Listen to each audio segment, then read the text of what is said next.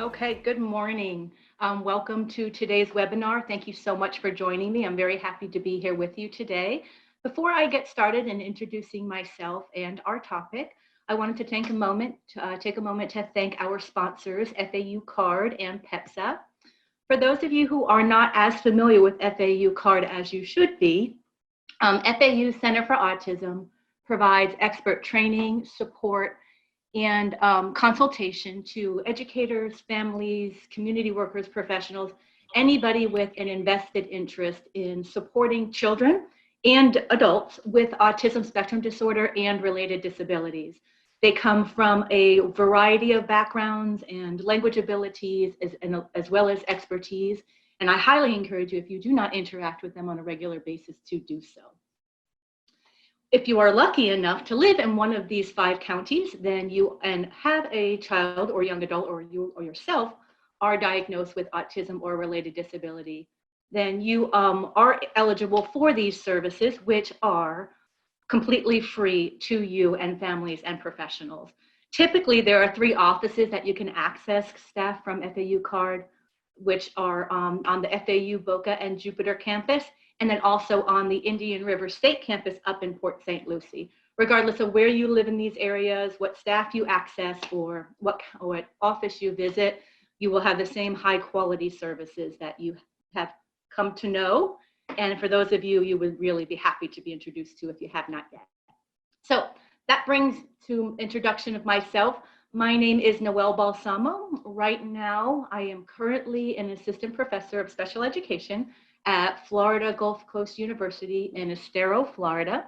I have been there since fall of 2019. I feel incredibly privileged that I now have a full-time position teaching future teachers, both future teachers that are going to work in the area of special education and those who are interested in entering education with a strong foundation in how to reach students with special needs in inclusive environments. Prior to that, I was equally privileged to be on staff at the FAU Center for Autism and Related Disabilities for a number of years, both in the clinical support role up in the Jupiter area and as the assistant director. It was a wonderful job with wonderful people, and I've been lucky enough to be able to use the expertise and the experiences that I have developed in my teaching roles across settings and working both with general education students and special education students, particularly students with autism and those with challenging behaviors, and then be able to work with so many groups that benefit from this experience and also give me some of their experience so I can stay on top of what my knowledge is to be able to bring it in a better way to all of you. So that brings us to why we are here together. Today we will have an hour together to talk about how preschool teachers and elementary school teachers can better target reading comprehension skills and all those skills that are related to reading comprehension proficiency during the very formative years, which we know early intervention is incredibly important, and that our skills build upon each other as we progress through preschool and elementary school years. So this is an incredibly important topic. Why? One of which is that reading comprehension challenges generally, because we can only speak in generalities when we're talking about such a wide spread group as autism spectrum disorder is. Generally, students with autism struggle greatly with reading comprehension. We know that, and we're becoming to understand that more and more as time goes on. And this is a problem. As you could see here, text comprehension is not just important across every single curriculum domain, it's also important for living an independent life. In order to be successful academically, it's important that we have reading comprehension skills. In order to seek and maintain employment, we need to have comprehension skills.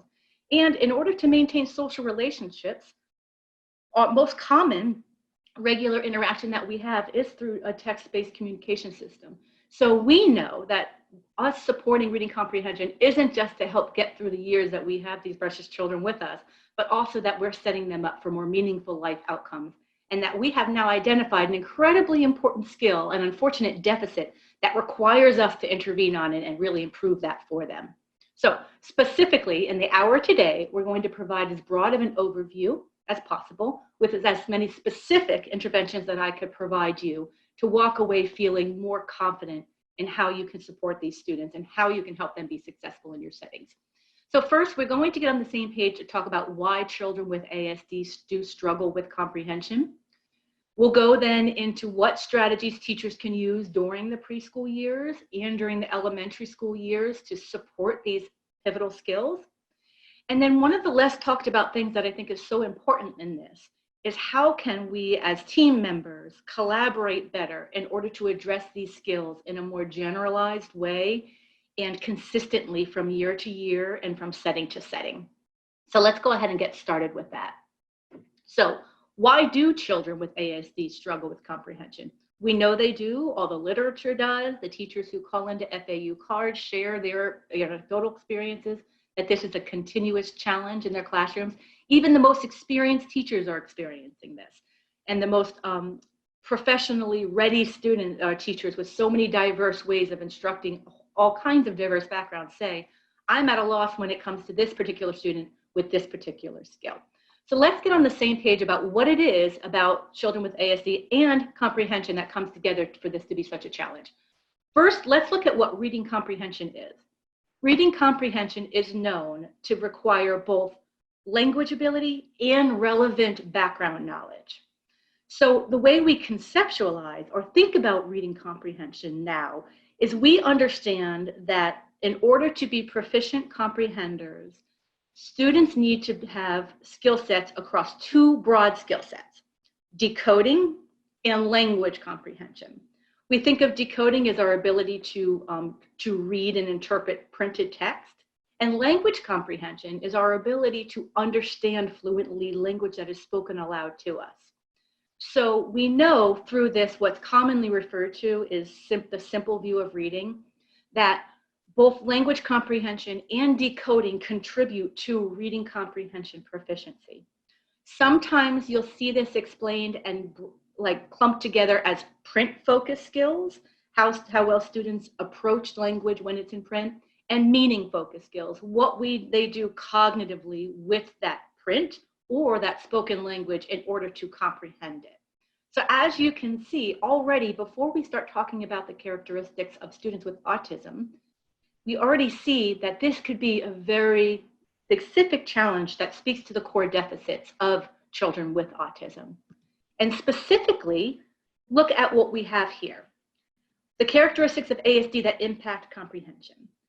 Think about listening comprehension and reading comprehension as the same skill that's accessed differently. Listening comprehension is what we do cognitively to understand spoken word and nonverbal cues, body languages that we have to be able to create this social context and interpret communication. So what we know is that reading comprehension in the elementary school years or the late primary school years can most often be predicted in early measures of how proficient children are in oral language and nonverbal social cognition, or that nonverbal communication piece that we read to create, or that we can physically read to create meaning. So you can already see what this connection between language ability and reading and comprehension can cause such a barrier without targeted intervention, which we'll talk about. But it's important to be said that as we target these oral language and nonverbal social cognition cues, which we do, understanding they're the primary deficit with children with ASD, we have to also remember that doing so is helping to set them up for success for more improved reading comprehension during the primary school and later elementary school years. But even if we do our fantastic job in early intervention and targeting those skills that they are most developed as they can be for the individual that we are working with, we have to keep something in mind, that even those with more advanced language and more advanced ability to read nonverbal social cues, there will still be some cognitive differences that make reading comprehension charts difficult for all students. And that is these three cognitive factors that we started to understand as we got to know children with autism in our general education curriculum better, and some of the neurotypical differences that they bring in their cognitive abilities. Despite their intellectual abilities, some of these things get in the way. One of which we understand to be theory of mind.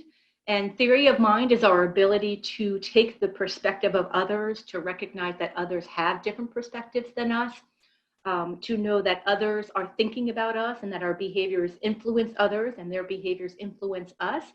So from the theory of mind, a well-developed theory of mind allows us to do perspective taking.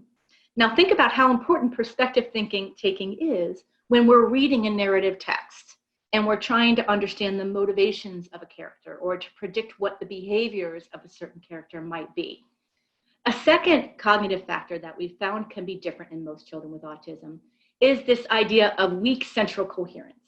You might recognize this as the student who picks up on so many minute details and sometimes to an ability that we admire, but it misses the big picture or the main idea of your spoken message or the message that is provided in print. So there is a tendency in many children with autism to see the part as opposed to being able to see the whole, which can be very challenging when a student is required to recall and synthesize information from reading. And then we have the ever-present executive functioning skills, or those higher level skills in our brain that we know develop gratefully over time well into our adulthood or young adulthood. But these skills are the skills that we have to plan, to execute a plan, to monitor our own behaviors, and in the case of reading comprehension, to self-monitor our own understanding. So we recognize early on when we're talking about early intervention in preschool that we are going to be targeting oral language and nonverbal social cognition, but we are going to be talking about how are we doing that in the context of literacy instruction to develop some of those behaviors. And then we recognize as we move into the elementary school years that in the back of our minds when we're planning interventions, we're thinking about these skill sets that might be different in a child with autism versus a typically developing child. This quote is an important one if you have never seen it, and it is believed that a child's maximum level of reading comprehension can be determined by the child's level of listening comprehension. Important thing to keep in mind. Okay, so here's what we know about generally children with autism for those who continue to study the reading development profile of elementary school children. So what we find is there's this really uneven reading development.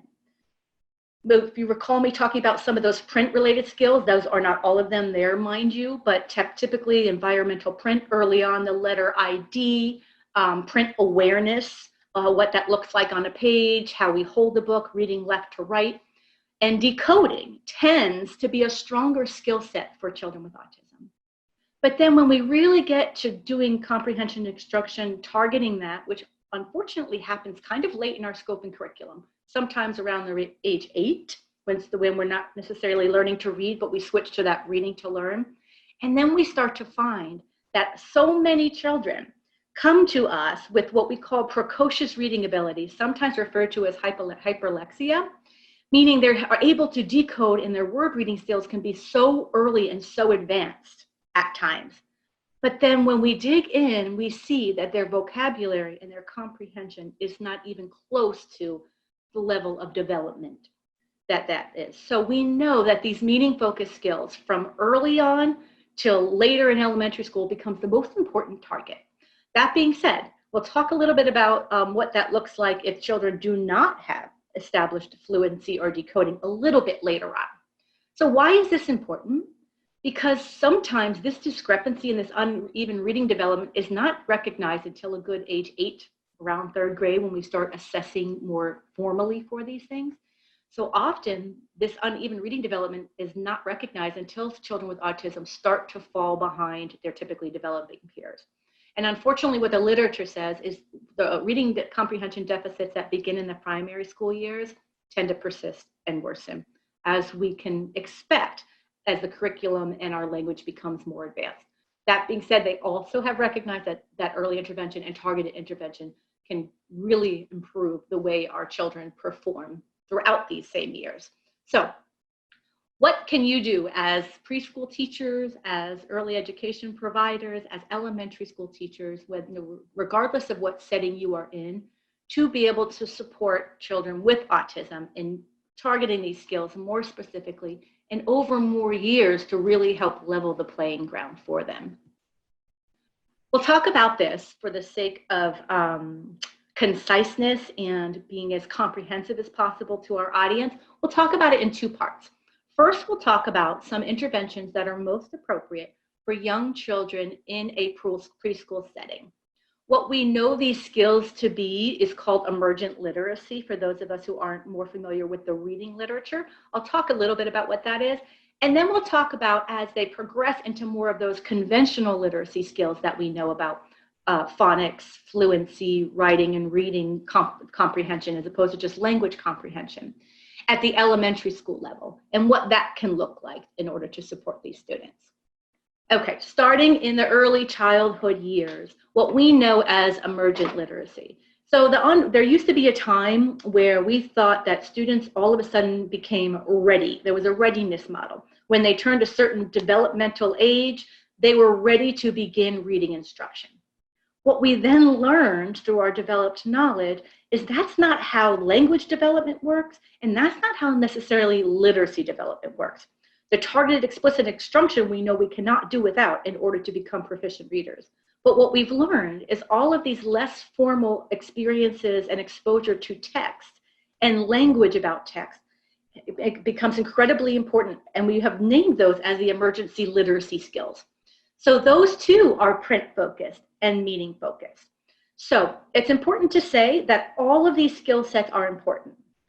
We cannot work just on comprehension and not work on these print focused skills, because we know they come together later as important in order to be proficient comprehenders of text. However, it's important that our topic today is really showing that we tend to have a better skill set in that print focus, but our meaning focus is really requiring a more prioritized intervention than we have thus done so far in our public school and early childhood school settings.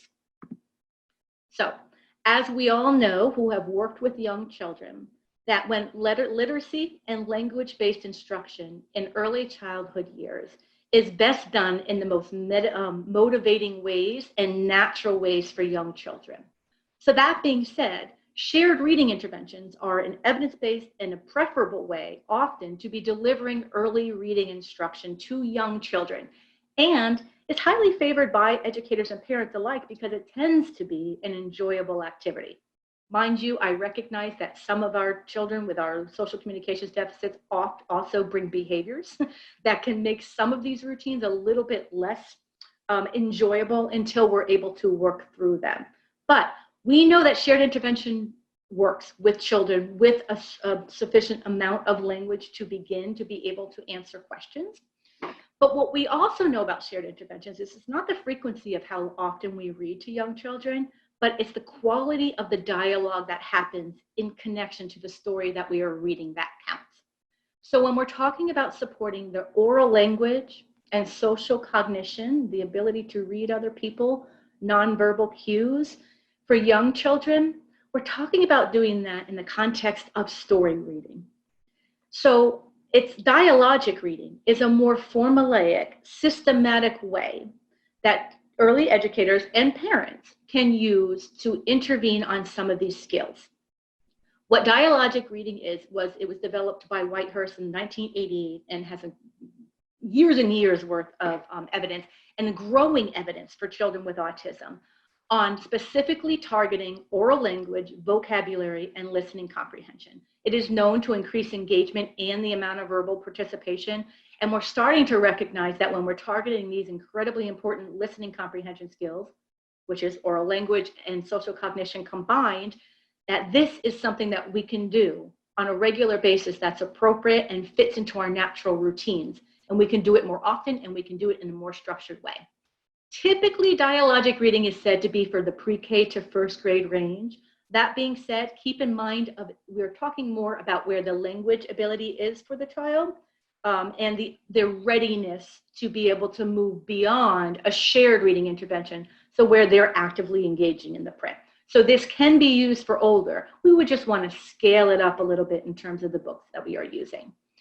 What dialogic reading relies on is a few different evidence-based practices brought together. The first of which we know is repeated readings helps engagement and it helps comprehension. But what dialogic reading is it's not about the text at all. It's about the language and the back and forth and richly illustrated storybooks. We'll talk more about how to choose these books later because it's important. And the cool thing about dialogic reading, which makes it very accessible for teachers and parents or paraprofessionals working closely with a teacher who understands content and the child, is it uses two acronyms to help, which are called CROWD and PEER. To begin, what CROWD is this idea that every 1 to 2 page, educators should be stopping a read aloud in order to prompt the child to say something about the book. Although we tend to naturally do that, we don't tend to vary the questions we ask or ask them as frequently as we should. So the dialogic reading provides educators 5 different types of prompts that they can use to elicit communication from a child as they are reading. Keep in mind that these prompts are leveled. There are 2 and 3-year-olds who may only be ready, and some 4-year-olds, depending on their language development and readiness for that, might only be asked what we see here as those WH questions. WH questions, or the W in the CROWD, is only designed to target behavior, not behavior at all, to target vocabulary that appears in that book or in that spoken language that's provided. We ask a child to name an object, a character, an action in the book. You can see how beneficial and important that these questions are, particularly in context to a joint attention activity that requires the child to look at me, to look at a book, and to this language. How important those initial questions are. But it's important to know that we should expand beyond that as the child is ready, sometimes within the same readings of the same book or repeated readings of the same book, to include all of these so that we are having the child think both literally and inferentially, meaning literally, if I flip through the book, I can find the answers I'm looking for, and inferentially, meaning that I have to take what I just learned and connect it to what I already understand from my real life experiences and contexts in order to make a prediction or to understand what's going on. So a completion prompt is one of those where we begin saying something and then we just leave a pause at the end for the child to complete. Like, little pig, let me. So these are more for those repetitive textbooks that children like and sometimes really find a lot of comfort in. Sometimes children with autism require more of a prompt to know that we are looking for them to say something, but often they don't. Recall questions are just what they sound like. You ask about specific events or characters in the book that the children, if they were attending to, should be able to repeat or recall that detail about it, using the illustration cues and some prompts from the adult. And then we get into some of the higher level questionings, like open-ended questions, where we say, what's happening in this story?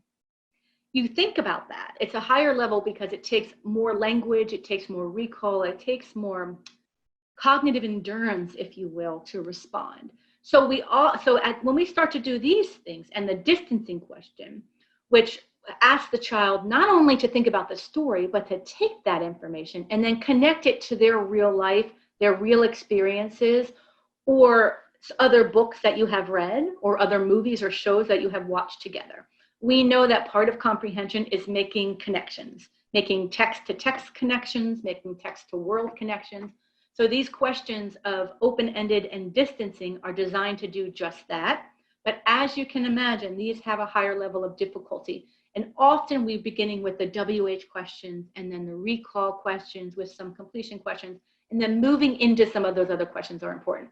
But if your child is ready, or if you suspect the child is ready, throw in some of those questions to see, because it also helps us to see what kind of responses or the non-response we get in order to plan how we can prompt a better responding to those questions.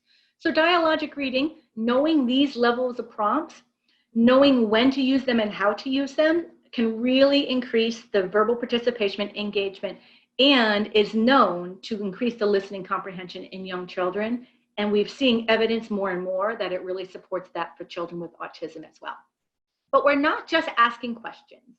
The second acronym in dialogic reading is this acronym PEER, P-E-E-R, the first of which says we are prompting the child using one of those 5 questions. So we know it increases their language production, we know it increases their vocabulary and comprehension. So generally, we are beginning this PEER sequence every 1 to 2 pages. Or think about when you're reading a book, just before you turn the page, you are knowing that you have to prompt with one of those to invite language or a discussion. Keep in mind the different levels of prompts that we discussed there, but we're not going to stop there. If the child does not provide an answer, which sometimes will, we might have to gently provide that response to them in the beginning as they get used to this being an expectation. But after they are prompted, we ask teachers to evaluate that response, not to give a or no, wrong, but to be able to say, yes, the truck was red. Or, oh, I didn't see that. I saw a red truck. So that becomes incredibly important because this is not only assessing what they're understanding, but it's reinforcing the correct answer or a more appropriate answer right in the time. But we don't stop there. After we evaluate it, we do something to expand that child's response in order to provide more language or context around it. We might be able to say, it was a red truck. It was a big red fire truck. So there, by that expansion, for the younger children, we would be introducing the vocabulary of big and fire truck as a type of truck. Or we might just add some other functions of, yes, a fire truck, carries water and a ladder. So this expansion is one of the most important parts of this. So not only are we asking the questions and providing that feedback, we are expanding that language. That is a core feature of dialogic reading, and specifically can increase that oral language and gives us an opportunity to expand vocabulary and to start thinking about some of those social cues that they may be missing in there of how a character is feeling, what the pictures indicate about a character. And then finally is this repeat. So at that point, the adult asks the child to repeat the expansion. What was it? What color? What kind of truck was it? It was a big red truck. And this is to reinforce their understanding and to see whether the child interpreted what we're saying. I will say in my experiences and in my reported experiences, often that last repeat step can be difficult for teachers. It feels repetitive, even though it's important. And more importantly, it can sometimes become frustrating for the child because by now, as you can expect, they're ready to move on. Hopefully they're engaged in the story and they're ready to move on. So if that repeat component is too challenging, think of it as reinforce. Nice job, or yes, great job with that. Let's see what's next. So the way dialogic reading sessions works is you are to read the same book a number of times using the crowd and peer strategies. Repeated readings between 3 to 5 times. Again, anecdotally, the research says 3 to 5 times will work. Anecdotally, sometimes children with autism, unless it's their highly favorite book and topic, which we'll talk about again in the future about how beneficial that can be or what a barrier that can be in this type of learning. But generally around the 3 to 4 times, and they're typically ready to move on. But again, that's just a generality. So think about dialogic reading sessions. There is all different reasons that we read to young children, and sometimes it's for pleasure. We are not asking you to eliminate just those pleasurable reading experiences that are building interest and what tends to be just a very enjoyable experience back and forth between adults and children that has no purpose and no instructional value. But no intentional instruction to it. That is not what dialogic reading sessions are. Dialogic reading sessions are specifically instructional in nature that are using these evidence-based components to make them more powerful and targeted interventions for oral language and comprehension. So you'll want to structure those sessions, and you'll think about that in doing it in 3 steps.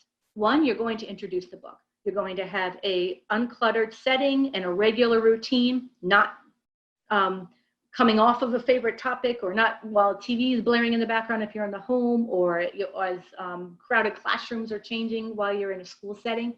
But you're going to be able to, in a setting that you have set up so that to support that joint attention, which we know can be a little bit of a challenge in young children with autism. So you'll just ask the child something about the book to get them engaged. Ooh, this is about dinosaurs. I know you like dinosaurs. I do too. And then you will read the book 3 to 5 times using those crowd and peer strategies.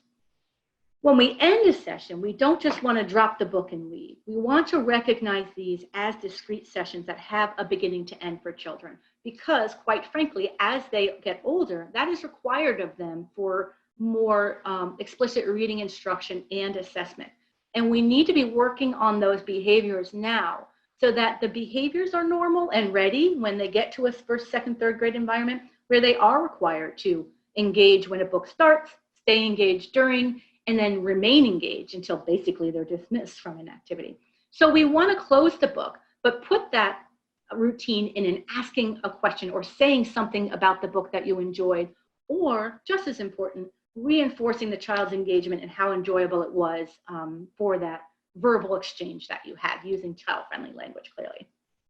Okay, so one of the things that's most important in dialogic reading is book selection. Now, there are commercially available kits, and lucky to those of you who are in the FAU CARD service area, there are these kits available to you for lending, I believe, or at least for previewing, to try out. But there is no need to buy a comprehensive kit with the resources. Many of the books we recognize as important for children in these settings are also the ones that are optimal for dialogic reading. You can see some of those examples there. So keep this in mind. Often, remember how we had that fantastic, wonderful rote memory that some children with autism have, and this incredible, often early reading skills that come with them.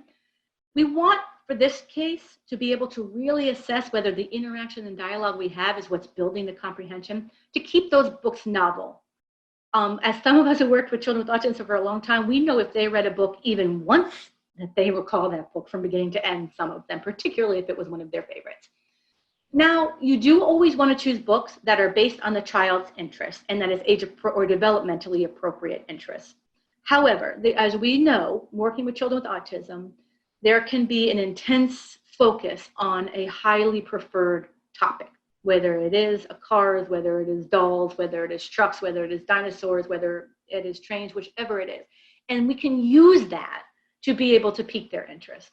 But keep in mind, as you know, sometimes that intense focus on that topic might not be the most beneficial for an intervention like this that asks us where we're asking children to attend to information that we want them to attend to and to talk about aspects of the story that we want them to be talking about, which can be a challenge. So don't just immediately go to the high interest topic area, but think about around those areas what might appeal to the children in your class. Of course, the length and the ability for the child to attend as you get to know them in this one-on-one type setting or small group, because this can be delivered in small group, is important. Not just how many pages you read, but the amount of text on each page will go to the endurance and the engagement for the child, particularly when we know we're going to stop every 1 to 2 pages to ask these questions. And then one of the things we know from the literature and the research and from child feedback is that to have a culturally and linguistically diverse materials, and particularly library and representation in our storybooks is incredibly important. Not just to send the message of belonging and importance and connectivity to the individuals that are there with you in that classroom, but also we know it benefits learning and interest and engagement and comprehension. Keep in mind, when we are asking to recall or make connections to life, we're talking about calling on relevant background knowledge. Not all background knowledge is relevant to us when our cultural experiences, our regional experiences, and our lived experiences are different. This is true even of young children. So keep in mind the importance of that cultural relevance and having a diverse amount of materials available based on the students and the makeup of the families that you have in your class. And the next thing to note before we move on from dialogic reading is that it sounds second nature, but if you actually go through the structure of implementing the peers, it's awkward at first. So it's important that educators preview the books that they are going to read, take into consideration the child that is going to be partaking in this activity, and then either script some prompts if they require like a higher level of reference to make sure that they get the level of prompts that they need as often as they need. That too is in the commercially available kit. It's called Read Together, Talk Together. That's available at FAU CARD. Or some teachers create a bookmark. And this just gives some examples of the questions that they know they want to be able to ask, like what is happening in this picture? That's an important one. Other times, teachers just who have become second nature for shared reading and are just trying to embed some more of these explicit interventions, add Post-its to the page that they kind of rip off and take off. So it's really your preference, but in order for this to go smoothly and to work effectively, particularly across repeated readings, You do need to preview the book and prepare those prompts ahead of time, or use scripted prompts if you just want to get your feet wet that way.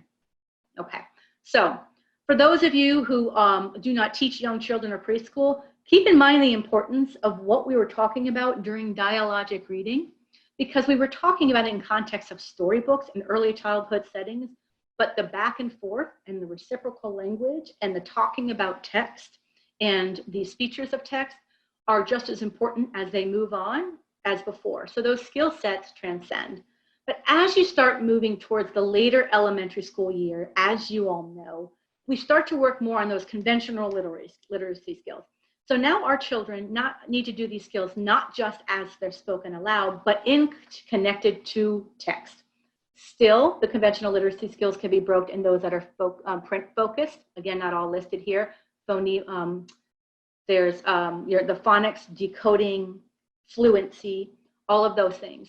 And it's really important to emphasize again, fluency is incredibly important to comprehension.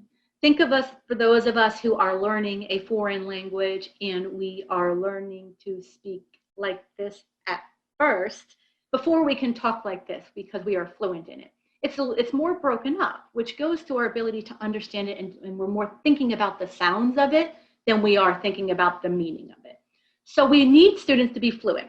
But what we do know about those children with autism, because some do, just not as pervasively as comprehension, struggle with those basic print skills. For those students who do struggle with that, what we know is that one is very different from the other. So often with children with autism who struggle with this, the interventions can be same for those children who don't have autism. We know that those explicit phonics instructions and those different interventions for students can support children with autism as well, using some of those evidence-based supports that we know they require, like visual supports and some of those other pieces. So again, for the purpose here, we're just talking about comprehension and how you can support that at the elementary school level. So think about that back and forth questioning that we talked about in a dialogic reading intervention. Now we're thinking about the opportunity to step that up a little bit. So one of the evidence-based interventions that we can use during our reading groups or our daily literacy routines is something called reciprocal questioning, a component of reciprocal teaching, if you're familiar with that strategy. And that is exactly what it sounds like, but not as easy as it sounds like. So what this is a teacher and a student either silent reads on their own and then comes back together, or reads a passage together and then comes back together, and they take turns ending that reading and posing questions to each other. This is evidence-based, but there's a few components to it that make it more effective. One of which is many students find this more motivating with this role reversal switch that they can stay more engaged and pay attention to things that pique their interest. When they pose a question, it gives us invaluable information of what aspects of the text or pictures that they were attending to most. With students, it's important to keep in mind, based on their development of their reciprocal language, their back and forth language, which is what we're working on here. They may require a sentence starter or a visual cue. Some providers have cubes with the WH questions and the types of questions that they can ask that they can roll to kind of build up the more game-like excitement to that. But this is an important thing to add, because we know that question generation is a very strong part of reading comprehension and has been known to support children with autism. We also know that it is a high-level skill. It's harder to ask a question than it is to ask a question, because we have to have some kind of foundational information, recollection, in order to pose that question. But when teachers have the opportunity to respond, here's these other evidence-based things that we can introduce through this reciprocal questioning, like think-alouds. Think-alouds allow teachers to talk about the metacognitive process, or what happens up here in our minds that we do that helps us understand. Reading and comprehension isn't magic, but children who can't read, are struggling to read, or struggling to comprehend, kind of think something's magically happening on the other person that doesn't happen in theirs. And that's not true. We know most of reading comprehension are these metacognitive strategies: self-monitoring, visualization, talking to ourselves in our head. So when a teacher is answering a question, they're able to do these think-alouds, like, I can't recall exactly what the question was or what the situation was, but I do remember they were wearing a winter coat and it was snowing. Oh, and start to talk about the types of things, or I'm not sure, I forget. Well, I'm going to flip back and look at the picture to remind me what the events of the story was.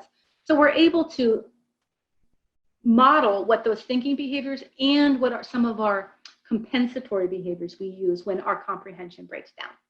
And then, of course, when the teacher asks a question, it gives an opportunity to assess not just the student's understanding, but also helps them point to the most important parts and the salient points of a text, just in case the student didn't catch on to that part because of maybe perhaps that weak coherence theory we spoke about, and allows them to help guide them through what it looks like to refer back to a text or a picture in order to give that response. Another and one of the most important things to understand about reading comprehension breakdown is that many students with autism, given their oral language deficits and how early and pervasive they are, often have trouble understanding what we call reference. So one word that refers to another. Most commonly, this is in the form of pronouns. So if a student cannot recognize a pronoun or remember what a pronoun is referring to in a story, a narrative text in particular, think about how challenging that will be to follow the events of the story to then be able to talk about it in a meaningful way or respond to a question about it, no matter how simple it is. So we have come to know that developing this pronoun ID and the ability to start making connections between what a pronoun refers to is an incredibly important skill to target. In early childhood, sometimes it might just be recognizing whether the child is able to discriminate between pronouns and what they refer to. There's ways of doing that, like you see the flower here, where we're building a concept map around this she, and we're building real people we know or real characters we know that represents what she might refer to. There's also a more behavioral approach that has worked with young children with autism in doing discrete trial trainings for them to be able to fluently use the word he, she, they, we in a more specific way, so that when they have that grasp, we can then generalize it to a connected text. So keep in mind that there might be some directed, explicit instruction about what pronouns mean required, even before they start seeing them in connected text. But anaphoric cueing is not that. Anaphoric cueing recognizes that when a child comes across a text that they are reading, and there's a he, she, they, whose kind of reference, that some of this might break down. We think maybe working memory might come into that. What were they referring to? That perspective taking, the ability to be taking on that perspective so that when they say she was worried or he was scared, we recognize that the events of the story would be referring to that particular he or character. And then that ability to self-monitor about whether they even stop to say, hey, I don't remember who that is. So anaphoric cueing is when teachers either have a priming discussion to assess whether children see what cueing is, but usually in a visual form, where they will go through a text and identify, perhaps by writing on top of that pronoun or with sometimes pictures and something that can be done through a pictorial software, they're replacing that anaphoria or that referent with a specific name or something to be able to compensate or scaffold that reading when it comes to it being a breakdown in comprehension based on that working memory perspective taking in this larger concepts of pronouns and what do they refer to. So keep that in mind, anaphoric cueing. The next thing that we know can be very valuable for children with autism in early childhood and mostly as they move through elementary school is this peer-mediated instruction and intervention. So the first thing teachers say is, we want collaborative work activities and reading comprehension is difficult. You want me to put those two things together? And I'm saying yes, or excuse me, the literature says yes, that this can be a very powerful intervention for children with autism when it comes to listening and reading comprehension. But it's more targeted and specific. It is not just merely pairing two peers together, but rather providing instruction to the peer, and sometimes both the peer and the child, on what that interaction is looking like. One type of this is called peer modeling. So a child that is paired with a peer might model what it's like to generate a WH question. They might model what it's looked like to refer back to a text. They might model what it looks like to use a fix-it strategy. I'll give you an example of what that looks like later for those of you who aren't familiar with that. There's also these peer support programs that are more common, where sometimes we'll have a best buddy kind of come in, or a peer tutor working with the child that has been directly trained on what that interaction should look like. The direct training piece recognizes that there are roles that two people play in a reciprocal activity, and that trains both the peer and the child with autism on how to engage in a comprehension task together. We know when the children have more of these experiences that it can have an even higher level of effect for the child with autism. So this is very important. Lastly, and incredibly important, there are a number of ways that visual supports are used to scaffold reading comprehension instruction and create a more independent experience. The one thing we need to say is the more we detract the attention away from story and the events of story to something else, we might also introduce a barrier in understanding. But as we train, as we instruct children with autism to use these, they're able to more independently refer to them and shift back when it no longer has to be adult facilitated. So visual supports, as in most contexts, has been very effective as an evidence-based practice for reading comprehension for children, specifically in the form of, graphic organizers and story maps. So keeping in mind that there are fix-it strategies that we explicitly would need to teach to a child on how to monitor and then repair what they didn't understand. Often, like the one you see here on the left, they have animal representations that makes it fun for the child, a younger child, to look at. But it also provides a visual cue for us working with them. Instead of saying, could you look at the pictures? You could really just point. And then you're lessening the intrusive prompt that you're giving to a child, that instead of just not responding, that there's something that they can do to see whether they are better able to respond. In addition to when we were talking about some of that inferential language, or if we're reading a certain topic, or we know that there are going to be some more idioms or some of those complex language that our literal thinkers tend to have difficulty with, which we know sometimes can break down comprehension as language goes, as the curriculum increases, to have something for them to quickly reference, to remember what those things mean, and then go back to the story is incredibly important. Remember the power of mnemonics for children, particularly children with autism, as these quick references, and to really play on some of those strengths and rote memory as well. So graphic organizers can be incredibly useful, but just keep in mind, graphic organizers on themselves are not useful. They are just a visual distraction unless they are practiced and rehearsed, and there's direct instruction on what they mean and how to use them, and references back to them, so that it becomes something that is independently accessed and utilized by the child. If it's not, we might as well be there helping provide that. The younger we are, yes, that's paired. The older we are and the more developmentally ready we are, we're trying to transition that these scaffolds, all of these strategies have been scaffolding techniques, are ones that the child starts to internalize and own on their own to increase their independence. Because we know that this is to compensate for some of those hardwired cognitive ways of thinking or differences that will persist through their lifetime. So just like you and I require different levels of visual supports to support some of the things that we may not be able to automatically defer our thinking to, students with autism are going to need these strategies throughout their lifetime, perhaps, or definitely throughout their elementary school and middle school years. So we want to, as soon as possible, shift to how independent they can be used in using them. And of course, making them as age appropriate as possible. But in preschool and elementary school, we have the benefit of making it fun and connected to some of these really cool and colorful things.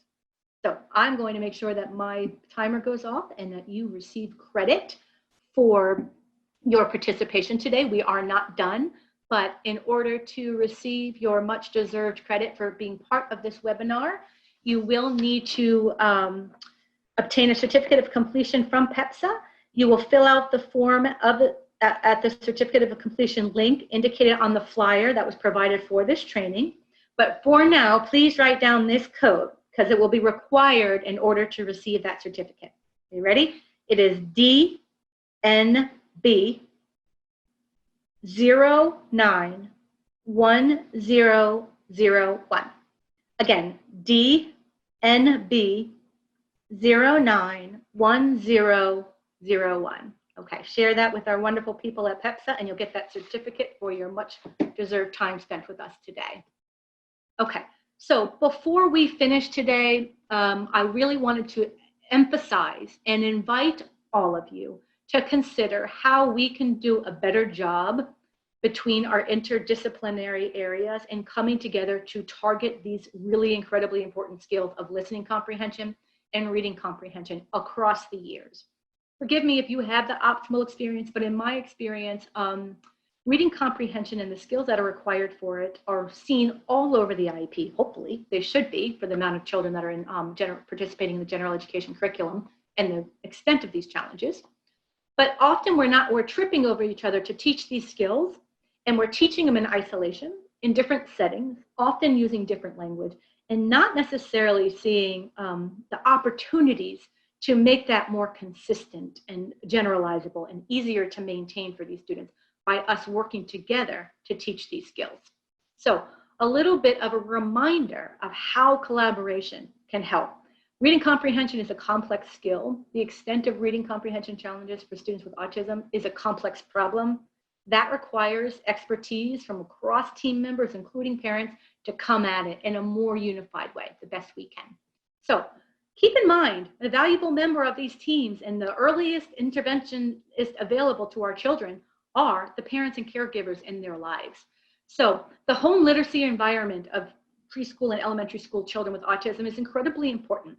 And often we don't recognize how connected the social communication skills that we target in other ways in early childhood is to literacy development, and how we can target them through literacy development and some of these experiences earlier and more often if we get parents involved.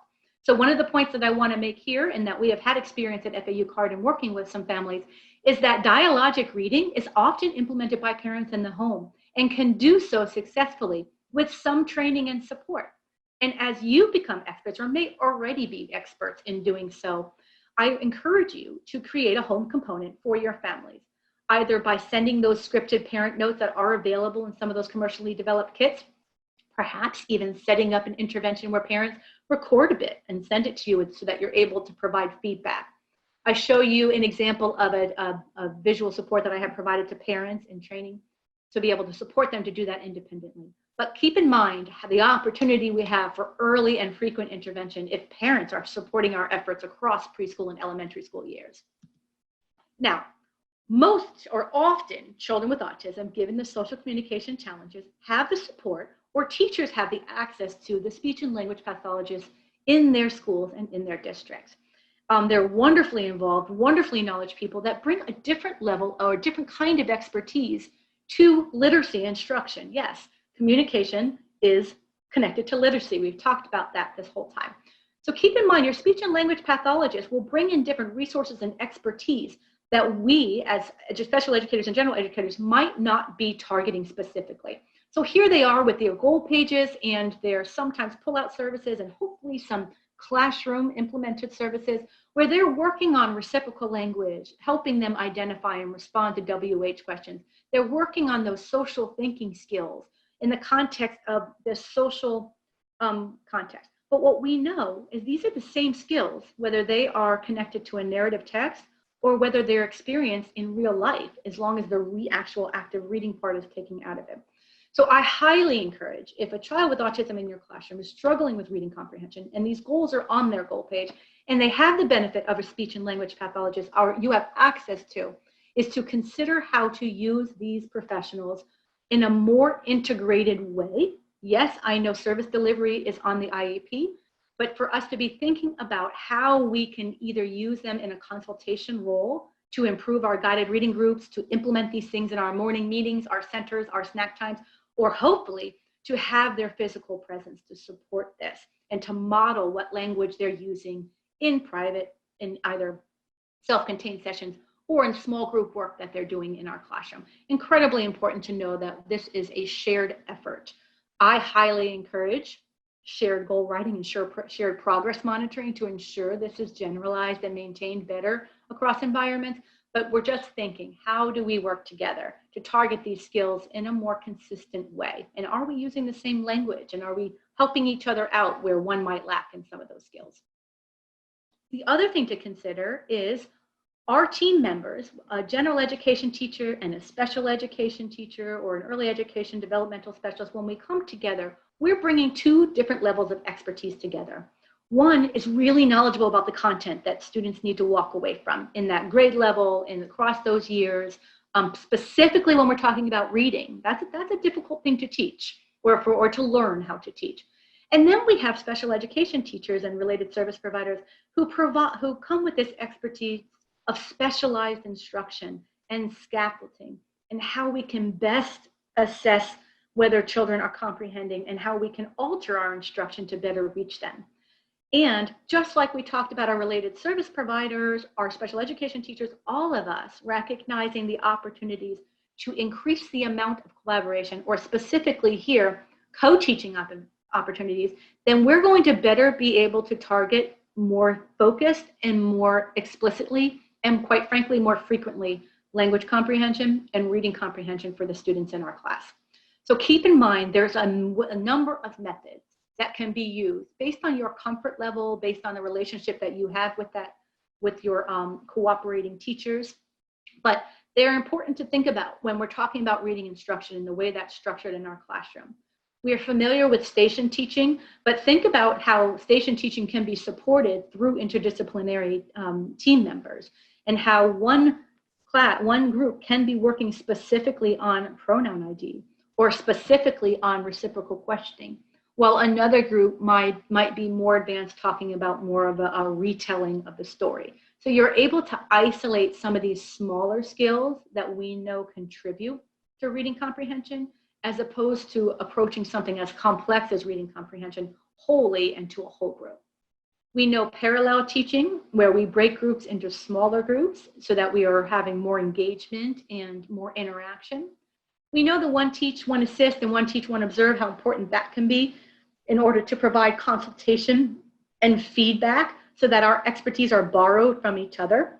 But just keeping in mind what ways that we can change our teaching behaviors and work together to better target some of these very specific goals for our students, and to think about the importance of the oral language and the social cognition, which all of us are targeting or should be targeting in all young children with autism, and how we can do that in context of literacy instruction, and in turn helps social skills, and how we target that in social skills helps our reading comprehension. So it is worth our time. I hope you certainly find that it was worth your time being here with me today. It is an incredibly important topic and so connected to improved academic outcomes and life outcomes for children with autism in preschool, in elementary school, and of course, getting ready for them to go beyond that. Thank you so much for the time spent here with me today and for your participation and continued participation in connection with FAU CARD. Thank you to FAU CARD and PEPSA for bringing us all together and making that possible. And you continue the important work that you are doing every day. You are making a difference. It is so appreciated. And in talking about important work, reach out to your friends at FAU CARD if you have any questions. They share the expertise and a diverse expertise of the topics that we talked about today, and I know are always ready to hear from you. Thank you so much. Have a great year and be well.